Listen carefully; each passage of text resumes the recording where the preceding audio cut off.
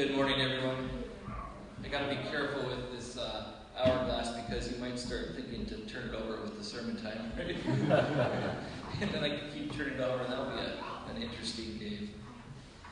But we are talking about time. We're talking about this image, really two stark images, this dichotomy at the opening of this gospel of this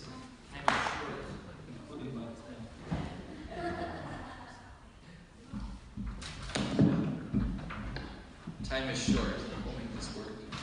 Time is short, and then we get this amazing image of hope. And then we are left to wonder, well, what do we do with that balance? There's got to be some way to figure out how those two communicate with each other. The first image of hope and that second parable. That's what I'd like to consider with you today. So let's pray. Loving and gracious God, we come before you. We are humbled. God, we're humbled by the magnitude of your love, by the endless bounty of your grace that comes unexpectedly and even beyond what we can totally understand. We're thankful for all the blessings and the gifts of time and breath and life and love. In the name of Jesus Christ we pray. Amen. We get this nice imagery here. How many of you are gardeners? Anyone call yourselves gardeners at all? Quite a few. Or kind of that quasi-gardener category, just sort of meddling a little bit. I don't really have much business calling myself a gardener. I had a grandfather who helped me in his tomato garden, let me help him in his tomato garden. But some of you know I'm really clumsy. I already have coffee stains on my sermon notes, and I don't always have the best hands-on capabilities. And so when I was in England for a time, there's a British Methodist pastor there who actually said that you Americans call it yarding, I suppose, right? Instead of gardening, because unless you're a full-on gardener, what's that next level of yarding? And that's kind of where my limitations rest. In yarding, if anything. And so, years ago, at my first house, years back now, getting a little bit of taste of what yarding looks like was an eye-opening experience for me. It's one of those times where getting grass in and figuring out weeding and figuring out planting and what are we going to plant here. And one of the ideas was to get a couple of apricot trees, a couple of fruit trees, to plant, to grow, figure out what will happen, what fruit will come, and to enjoy that fruit eventually.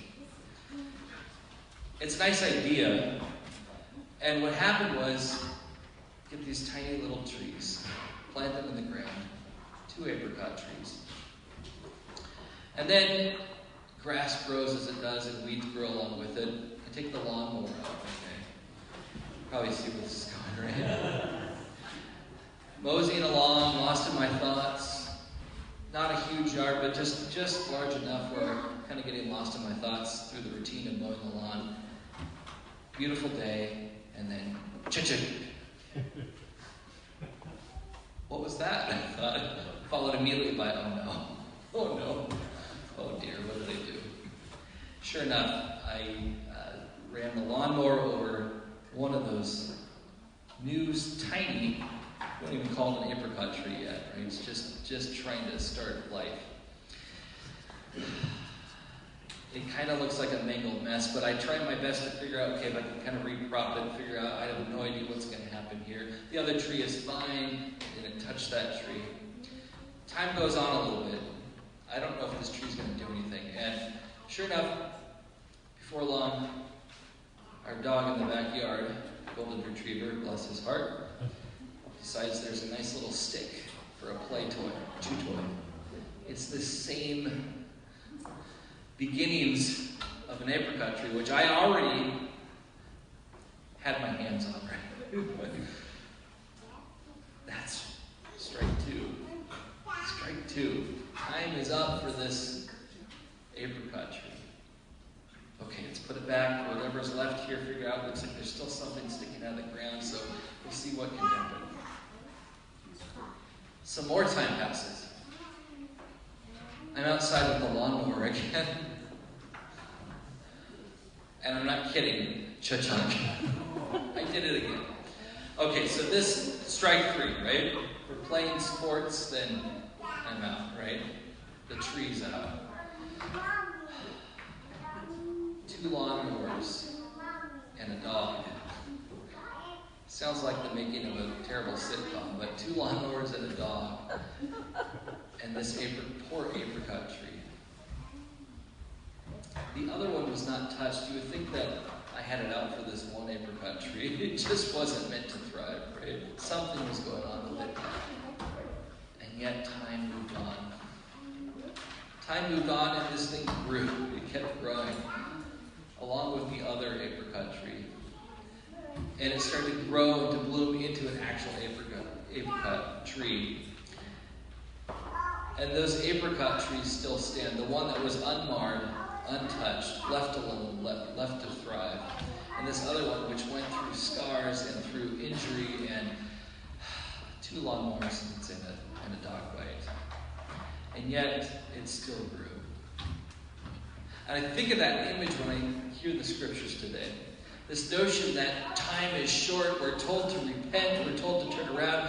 Time is up, and if you don't act in time, then what judgment will come will be the end. And that's the end of the story. But the gardener comes along in this parable. Jesus tells this parable saying, hold on a minute. Give it another year. If it doesn't produce, give it some more time. There's still time for life to be had. It doesn't mean that something's not happening in those first several years of fruitlessness, but something is still happening. If we can't see it, something is manifesting. Give it time. It will bloom. It will grow. These are stark images. These are stark images because they remind us maybe of some of the scriptures in Job, for instance, where Job, his friends were not very helpful for him. They said, why is everything bad happening to you? Well, you must have done something wrong. And therefore, this punishment is here. This punishment is yours because you deserve this punishment. His friends tell him, maybe you did something wrong, or you just didn't do enough of the right things, and therefore these bad things are happening to you. You just didn't have enough faith. Maybe you made God angry. You either didn't do something, or you didn't do something enough, or you did the wrong things. Somehow the blame goes back.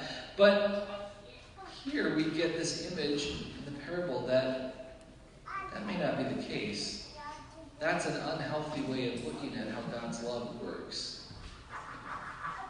You know, we get this image of God's bend toward love and justice in this image, and it harkens back throughout the Old and New Testaments, throughout the Hebrew Scriptures and the Second Testament. There are other Near Eastern wisdom literature examples that have similar stories to this, but with a drastically different outcome. In one of those other non-biblical texts, Near Eastern literature, the story shows that there is no extra year granted. The story ends with this notion of there's so much time, and then the tree is cut down. Here, Jesus concludes his parable by saying, we'll permit that extra time. This is an extension of grace, and it's time that we get as this extension for us to use wisely, for us to not waste the time that we have, whether it's those 3 years or an extra year, extra moments beyond. This image reminds me of the mustard seed parable as well. These images of growth and sustenance in unlikely sources. That apricot tree that I somehow didn't manage to fully destroy. It was granted extra time. It was able to grow. Gardening is a kind of miracle, isn't it, in some ways? We have these small beginnings. All sorts of odds are stacked against for this little thing to be able to grow and then to bloom So much time and energy and attention and nurturing goes into gardening, becoming fruitful. And so we're told on street corners, on TV, in our own churches sometimes, that you must repent because the time is short, and that is the message that leads. You either aren't worthy, or your worthiness only lies within this tiny little string as if God is dangling us over some sort of fire. And that's what many people are told, this message, that repent, the time is short, doom and gloom is here. But we forget that the rest of that story is in Jesus' parable of that extension of grace. Wait a minute. Wait a minute, a year, 10 years, however long needed, because fruit will bear from this person, this child of mine. This child of mine, God's children. That worthiness is there. Sometimes it manifests itself early in this knowledge of God's love. Sometimes it takes a lifetime of understanding that God's love is there for us. And so when we nurture each other and when we nurture our own spiritual lives, it's a lot like gardening in some ways. It takes that constant attention and that constant devotion. Time must be used wisely. We don't just get this extension of grace from God in order to sit by or to keep what's ours to ourselves because we're protected. If we had the beginnings of these plants and we had them as seeds, how many of us have seeds that we just hold on to because we want to protect those seeds? We keep the seeds close at hand. We don't plant them in the ground to bear fruit someday. Maybe we're afraid. We want to keep the seed no matter what the cost because the alternative outcome is too hard to bear, too hard to understand. We don't want to lose it, so we simply don't use the time we have. What are we holding on to? Maybe you have something in your life you're holding on to. Maybe this congregation has seeds that you're holding on to. Seeds within the community of Ellensburg. Those seeds might look like physical gifts and also our spiritual gifts. How often do we protect ourselves from others? From the outside? Within our churches, within our denomination, within our country, all across the globe. How often do we protect ourselves by building barriers around ourselves? By locking our gifts inside, by building walls, even by building walls within church walls.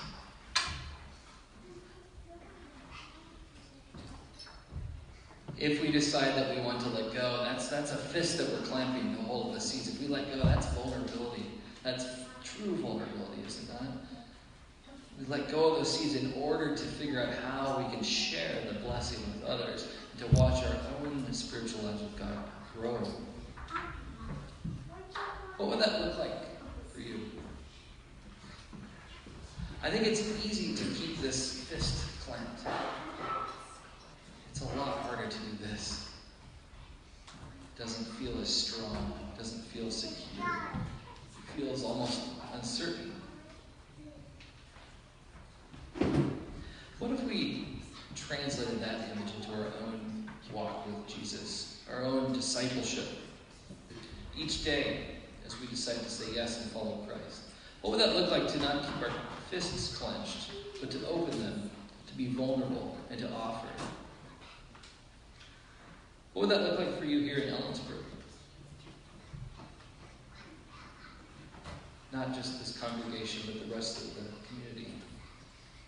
What would that look like in the United Methodist Church as it's going through all sorts of pangs, has been for some time, as it continues to find some sort of new identity?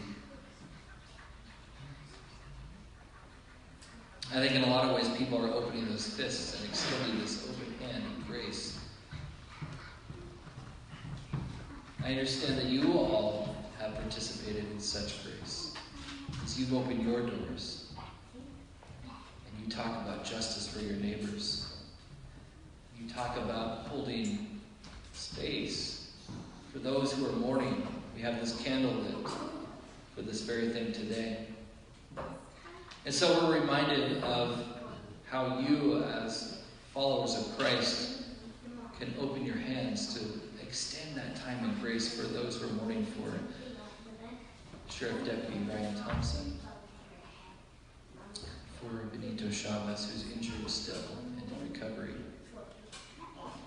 And what would it be like then to dare to extend that same time and grace for those whose hearts are so hardened that they commit acts of violence, that they lash out? Because while we have time to figure out who we are with God, we have to figure out what that means, not just on a personal level, but as a social community level as well.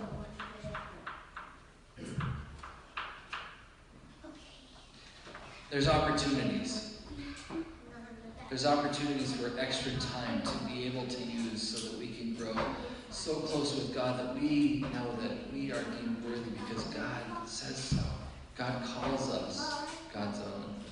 And what if we were to extend that love to those whose hearts are so hardened that they want to put up walls, they want to even lash out in some sort of reaction to the violence that happened even in our midst in Kittitas County? There's talk of the person who committed this violence against the sheriff was an undocumented worker. And there's fear that because of that, a greater community will get targeted and lashed out against.